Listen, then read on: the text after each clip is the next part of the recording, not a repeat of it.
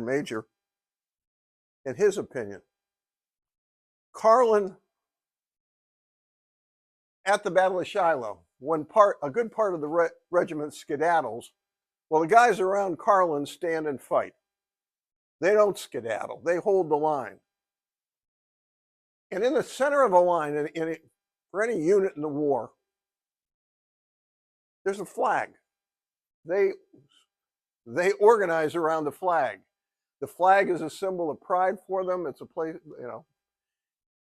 it is significant to them for a multiple of reasons about just how they're lined up and, their tie to their company.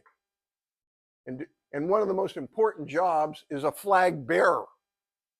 Well, in this combat, 3 different flag bearers are shot down. And the blacks, not yet, but the Confederates are about ready to capture the flag. And as they're about to get it, a black civilian cook, because blacks can't enlist in the army at that time, a black civilian cook runs up and saves the flag, brings it back to Union lines. And after this, Carlin will become a big supporter of letting blacks serve. He makes speeches, including one down in Tip City. And of course, when he does, the Standard attacks him. Well, I got a lot of good things to say about the Standard, don't I? The Standard attacks him. They do this column that they do in a phony black dialect about how he wants to become the leader of the blacks in the world and everything. And after that, he'll be writing home all the time to his wife, complaining about the bloody Standard. But, you do have, though, in the fall of 1862, Lincoln issues the Emancipation Proclamation, goes into effect in January of 1863, freeing the slaves in the areas under rebellion. And at that time, they begin to enlist blacks in large numbers. This is the reaction of the Standard to the Emancipation Proclamation. Let the black and white and, well, that's my line there. It's not the Standard's line, Black, rejoice. Honest old Abe has issued the Emancipation Proclamation, causing anarchy, blood, insurrection, imbecility, miscegenation, mixing of the races, shoddy taxes, all blamed on this. But what you get are African Americans out of Mercer County serving. And again, these lists aren't complete, but these are blacks that served out of Mercer County. When it says USCT, those regiments are United States Colored Troops. And they have black enlisted men and white officers.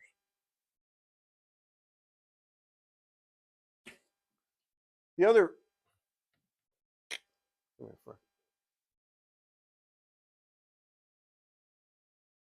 big issue then is a draft.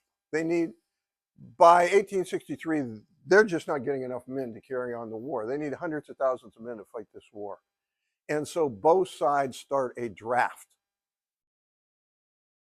But in each case, they put a dodge in it for the rich.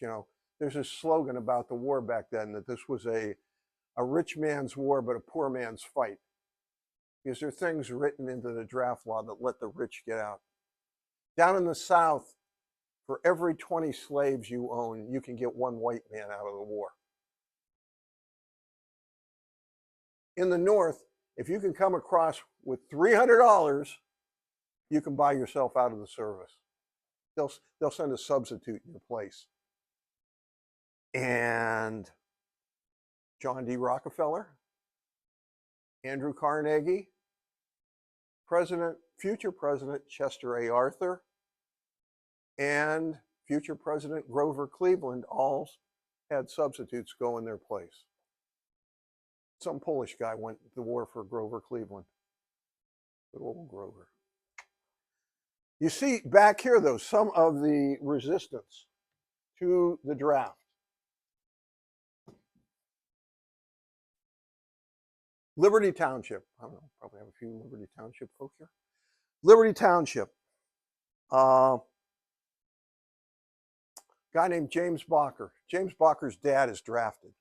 So James actually goes in his place, and then James deserts, comes back to Liberty Township.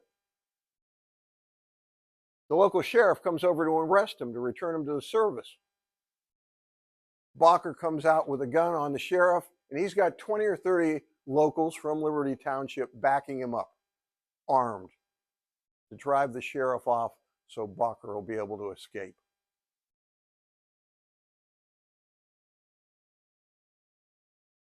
Down in Granville Township, St. Henry land. It's an area called the Black Acres, Cranberry Prairie area up there with swamp. There was this throwback frontiersman type there named Bill Simpson, who basically lived off fur trade, lived in the swamp. He gets drafted. He's being taken by the soldiers back to Lima, where there's a provost marshal. That's like the military police. He's being taken back there. He escapes, goes back into the swamp, and hides out there. Soldiers surround the swamp, but they won't go in because it's loaded with poisonous snakes. It's loaded with quicksand. They send in a bunch of dogs to tear him apart. He makes friends and keeps the dogs. But he's in there, and he stays there, and local people from Granville Township basically keep him with food and supplies, and he lasts out the war. He finally comes out when the war's over. So he's there for a couple of years living in a swamp. Of course, for him, that was, pretty good. But the most extreme example is in Center Township, Neptune. And Solomon Thompson, another one of these guys that's drafted in and deserts, comes back to Center Township. Military police from Lima come over, and a lieutenant and 2 enlisted men pick him up, and they're taking him back. And they get outside of St. Mary's, and 17 bushwhackers, 17 local men, shoot those soldiers down. Now, they don't kill them. 2 of them nearly die, but they shoot them down. And the Army obviously reacts to that. They send a troop of 40 men in here, and they're able to catch 5 guys. And those guys are sent up to Camp Johnson, which is a Confederate prison camp on Lake Erie by where Cedar Point is. They're sent up there. They give you an idea of the attitude of local folks. When they're sent there, the local people elect one of these guys, Henry LeCamp. They elect him township treasurer as he's sitting in prison camp up there. But now all the violence isn't the one way. Down over in Union Township, there's an incident where local justice of the peace, a guy named Joseph May, is heard making pro-Confederate remarks. A group of soldiers grab him. Now, they don't tar and feather him, but they do run him out of the township, or run him out of the county, run him out of the state. One of the things about it, though, is after the war, he is able to return and resume his life there. But over the course of the war, today, you're in the service, you got the USO, you got the Red Cross. Back then, there's no USO. There's no American Red Cross. There's a British Red Cross, but not an American one yet. So who's there to provide that kind of help to soldiers? Something called the United States Sanitary Commission. And it's set up by the government, but it's a privately run organization, runs off contributions. Most of the men are the leaders of it, but the people who do almost all the work are women. And they make up the local chapters. They provide nurses for hospitals. They raise funds to help the soldiers. They make bandages. They make clothing. We have one local branch of the Sanitary Commission in Shanesville. Again, raise money, provide aid to the troops. And what they especially do is make clothing. They set aside 1 day a week to make clothing for the men. And one of the things, they make bandages too. But one of the things they kind of specialize is soldiers, they get uniforms, as part of their enlistment. They don't get gloves. They don't get mittens. And it isn't always that pleasant down in Kentucky and Tennessee, especially up in the mountains. And so they're providing these, and they take a day off each week. These women come in for a day, and they make these, and then they send them off to the troops. And the troops very much appreciate what happens to them. Now, there are 2.6 million men in the Union Army during the course of the war. Kind of broke down like that. Over 200,000 Germans, that's not on my list, but over 200,000 Germans are on that. 1.25 million in the, there's 750,000, 1.25 million. Well, the Confederate Army is near to 1.25 million. If you look at locally, okay, this is based on the 1890, there was a veteran census in 1890. If you ever want to see a copy of it, they have a copy of it down at the the Salina Library in their genealogical department. And I'm going to give Mike here a copy of the one for Dublin Township. They've got all the different townships in Mercer County down there. But notice, by township, notice the townships that have the largest numbers. Which township has the largest number of men serving? Dublin Township. 110 plus 10 widows, Union Township, 83 and 7. That's what the two numbers are. The first number is the number of men. The other is the number of widows. You'll notice the townships that have the fewest. Franklin, Granville, Marion. Those are the ones that give the least support to the war effort. And a lot of these ones down there then, there was I know it's hard to believe today, but back then there was a large black population that made up about 25% of the people in Marion Township. And that's where most of those soldiers came from that they did have. The other part of the population didn't. They were very oriented towards the South. There's a total there of 733 and 69 widows, which gives you a number of 802. Now, people had moved in and out of the county since then, and people had died since then and wouldn't have showed up here. So you can be sure the total number here would have been somewhere around close to 900 at least, I would think, serving from Mercer County.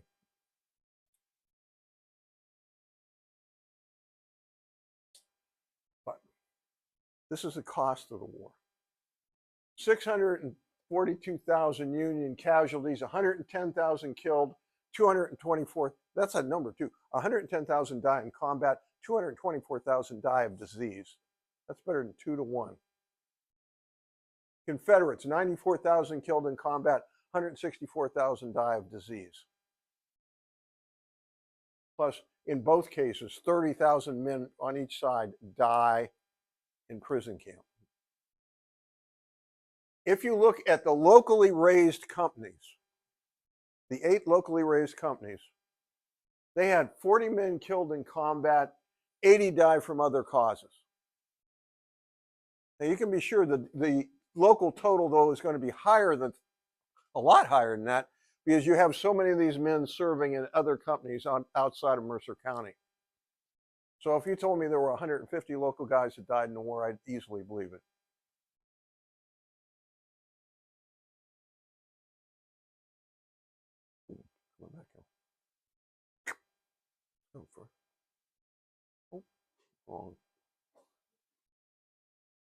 These are the men out of the Dublin.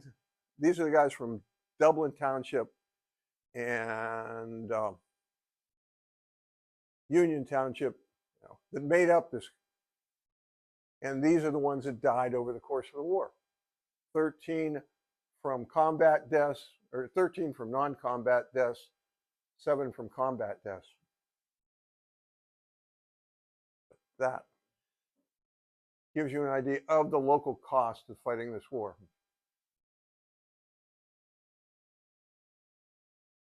April 9th, 1865, the Confederacy, Robert E. Lee surrenders. That is not the end of the Civil War. There will be surrenders going on for another 2 months as the different Confederate forces give up. But by the middle of 1865, the fighting is done.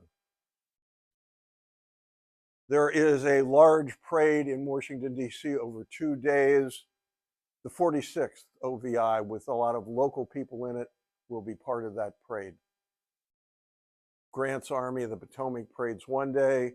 Sherman's Army of Georgia parades the other day. The 46th was there as part of Sherman's army. We look at what happens to some of these people after the war. James Carlin. James Carlin is captured by the Confederates during the siege of Atlanta. He will spend most of the rest of the war either in Camp Cahabwa outside of Selma, Alabama, or he'll be in Andersonville, the worst possible place to be, where over 13,000 men die. But he makes it to the end of the war. And at the end of the war, he catches a steamboat back home, a river steamer. And he and 2,000 plus other Union soldiers are on the steamer. That steamer was called the Sultana. As it was heading down the river, it exploded. They don't know whether it was just a boiler blowing up or whether it was sabotage. But 2,000 plus, there were 1,800 men killed that day, including James Carlin. It's the biggest maritime disaster in American history. Alfred Knapp has a different fate. Alfred Knapp comes back to Fort Recovery, but he quickly leaves. He ends up heading down to Union City. He starts a plumbing supply. He joins a bunch of veterans organizations, and then he starts a plumbing supply business that is still with us up till today. They put his name in their advertising.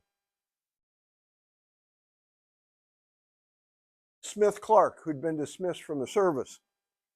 Those dismissals are reversed, and the 11 guys that were kicked out are all put back in during the war. They hold off on Mason to reinstate him until after the war's over because so many of the Union officers hate his guts. But he is returned. He resigns from the Army. He comes back here locally. He returns to his old life. He's farming, surveying, and working with the schools. His son goes off, though, and serves in the Army. He's a commissary sergeant. Clark will die in 1901. There is we've all seen veterans organizations, American Legion, Veterans of Foreign Wars. There were several that grew up after the Civil War. The biggest, the most important was the GAR, the Grand Army of the Republic. It was this massive organization, had a lot of influence, was able to get for soldiers the first real entitlement program in American history. Not just pensions, but hospitals being established, old soldiers' homes all being established, to the point where the largest share of the federal budget was going toward veteran benefits. Here in Mercer County, those were the different GAR posts here in Mercer County. You notice there are, Salina, Fort Recovery, Mendon, Neptune, Rockford, Salina, but there's no Maria Stein or St. Henry Branch. You'll notice Dolph Graves. Dolph Graves, don't read all that. Dolph Graves was a local man out of Dublin Township. He, if you read The Redemption, you would think he was an underage drummer, but actually he wasn't a musician. He was a private. When he enlisted, he was 25 years old. When he died of smallpox, he was 27. But Dolph Graves must have been a heck of a nice guy, because there were 20 different guys from Company D that died during the war, but he's the one they picked to name the post after. So people must have really liked him for some reason. But hey, here's their GAR. This was based on an ad that was in Rockford Press, actually, no, would have been in the Standard. But 1884 is the year the local branch of GAR was organized. And they were putting on this big presentation for 4th of July with music, parades, sack and foot races, baseball games, Mike, and music by the Shanes Crossing Band led by Richard Sherrick, I think.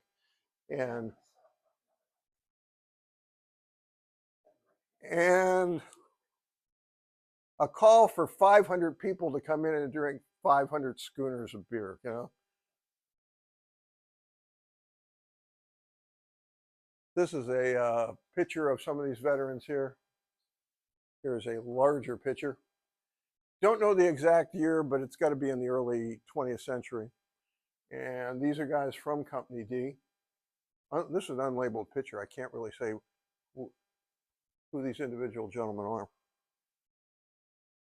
But of course, you come out of the war, there are people that are injured. And if you're, you know, this is from 1883 pension roll. This is something that you can get online. If you look up the 1883 pension roll, you can find it for every county in Ohio, broken down by who's receiving pensions. These are all, you know, there were 18 veterans, 4 widows, 1 dependent mother receiving pensions here. Variety of disabilities, disease of the eye, injuries to the leg, abdomen, wounds to the arm, leg, shoulder, thumb, foot, thigh, side, hand. This is a list of the guys, people locally, widows, soldiers receiving pensions in Mercer and in Shanes Crossing. The basic amount, if you were a private and you were disabled, you got $12 a month. And I know that doesn't sound like much, but their full-time pay when they were in was $13 a month. So that's what you got. These guys were getting, if you got less than $12, it was because you were considered less than fully disabled. Widows got $8 a month. I don't know, but Abraham Musselman got $18 a month, but he was a sergeant and he lost a leg. And Joseph Hinkle, he must have gone blind because he got $24 a month, which is a lot, you know, again, isn't much. These totals will increase though. So by the early 20th century, they're getting $35 a month, which again, of course, prices were different then too. And widows were getting 30. In order to mark the war, of course, you had statues, which gets to be, with Southern statues, gets to be pretty controversial. You have a Civil War statue in Van Wert. You have one in Ohio City. You have one in Mercer County. For a member of Company D, but from Mendon, a guy named McKendry Merlin, who was a corporal who was killed at the Battle of Nashville. Back here, of course, we have the graves still marked, several of them around. These are examples of a couple of these graves. One of them is out in Mercer. There is, I guess there are several of them out there. But Captain Smith Clark is buried out in Mercer. That's his grave on the left. Aaron Sutton's grave, the guy who was a prisoner in Texas, that's out in Mount Olive Cemetery, and his grave shows his, you know, you can see how important his Civil War service was to him. his regiment is on his tombstone. And that was their nickname. They were the Greyhounds. But again, you have, to celebrate the dead, they began decorating the graves, and this actually began during the war. In 1868, it becomes an official day, holiday declared by the GAR. May 30th will be Decoration Day. The Confederates had their own Decoration Day, April 26th, which they could have called Traitors' Day, but over the years, there's a slow switch, though, as they switch it from just being for Civil War veterans, the men killed in the Civil War, men and women killed in the Civil War, to people killed in all American wars. And by 1967, it becomes Memorial Day. And of course, something that is commemorated here in Rockford with a very large parade, and then with a ceremony afterward, as it should be. But Civil War and Dublin Township and Mercer County's role in it. Thank you. Thank you very much. Appreciate it. I just have a couple of questions. But Mr. Frech, we have a newspaper article somewhere from the early 1900s where there was as many as 7,000 veterans here on Decoration Day or whatever. It's actually Grand Army Republic met here, and it lists 7,000 as the number. Wow, where'd they put them all? Jeez. Well, of course, they'd bring tents and things like that. Yeah, they'd come prepared. So yeah, there are, and again, did you see what year it was? Because you saw that one of those was in 1910. One of those pictures is. But they had their reunions, boy, and they would. I mean, that's it. These guys remember their service, definitely. And you talked about names locally. A lot of those names I recognize. They're out there at the cemetery throughout the riverside. Some were over here at Hedges. Yeah. Samuel Hedges, son of William Hedges, who fought in the War of 1812. Right. So that was his son. There is an interesting note where Jacoby lives. That house was built by Charles Sherman Beheimer. Sure. His dad was Lieutenant Thomas Benton Beheimer, who fought alongside Sherman in the March to Atlanta. Is that right? So it's named after him. So just a couple of local. And then we never got an opportunity to really. Mr. Frech and I did some research. We had a man came here from Maria's time and said he was in Fredericks, Maryland, at a Civil War Memorial Museum. And there's a drum there, and we have a picture of it. And it says above that drum, Martin Smith of Rockford, Ohio. And Mr. Frech and I, we could not find this guy at all. I couldn't find him on any of the lists either. Any list. And there was a Martin Smith that was buried here in Rockford. And we couldn't find his name out here anyplace. And when we did more research, he was actually buried in a mausoleum. The mausoleum was torn down. So you go out to Pleasant Grove Cemetery, whatever, over there by Wilshire, halfway through Wilshire, Rockford. Mm-hmm. And there is a Martin Smith that's buried there, in the right time period and stuff. He's buried with his wife, and then his daughter and son-in-law are buried right next to him. Wow. And so I don't know if that's the guy. Yeah. So I called the museum. The guy who put it there on display said, well, I don't know where I got that information from. Well, that didn't help us any. But he said, well, if it said that, then that's where it came from. Yeah. So it's quite interesting.